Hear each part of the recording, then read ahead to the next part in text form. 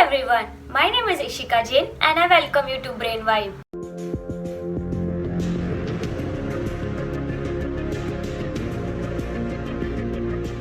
Today, in this episode, we will talk about trading psychology. Now, everyone has a different psychology when they trade, but there are few mistakes that we make using such psychologies. Today, in this video, I'll be talking about 6 main trading psychologies that people generally have. So, the first one is sometimes we have a particular opinion about a stock that we want to trade in. However, in reality, the fundamental news may not be that great trigger to drive the stock price higher. But at a subconscious level, we tend to look at the piece of information that generally support our view. Basically, when we have a trading opinion, we only look and assimilate the piece of information that supports our view. Our brain generally stop paying attention to the news that is opposite to our original contention. In such way, people tend to make losses in their trade. The second one is turning in a blind eye. Let's understand this with example of my friend. He owned few stocks of a company. The results of the company were announced and it showed that the company was in huge debt. He started facing losses but he didn't sell it immediately as he saw a green candlestick in the chart and that turned him bullish and he was trying to convince himself that there is more up move left.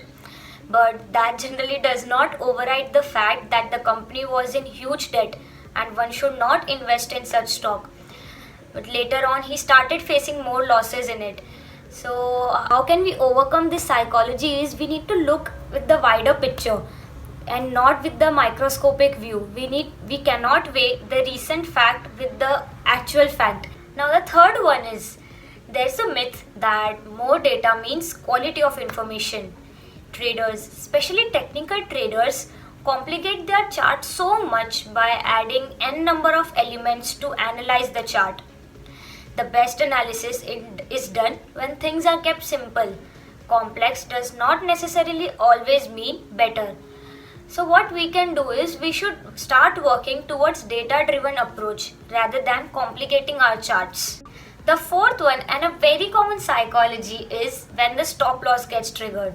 Apparently, when a stop loss gets triggered, one needs to sell their stock as that's an alarm of their risk appetite and it says that this is the only amount of loss one can bear.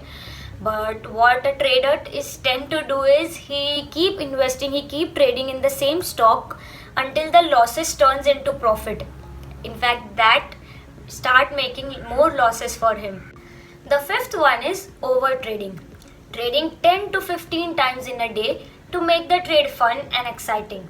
In fact, traders believe that they are traders, so they need to be busy in that whole trading session. In fact, trading has to be boring as it requires patience to wait for the right price at the right time. One should have a track of their investments. They should make a trading plan for at least a month in which they can have a plan of how much amount to invest, how much return they are expecting. In that way, they can trade on daily basis. Also, there are investors who follow different strategies in different ways. One need to follow one strategy and master in it. The sixth one and the last one is that each trader has a particular price in their mind that they want to trade in. If the price goes higher, they think that the time of buying a stock has gone and they don't trade in it. But in fact, what they should do is they should look at the long-term perspective and still see if the company is good and should they trade or not. What happened with me was I wanted to trade in Happiest Minds when it was around 500 rupees. But the price kept on increasing and increasing.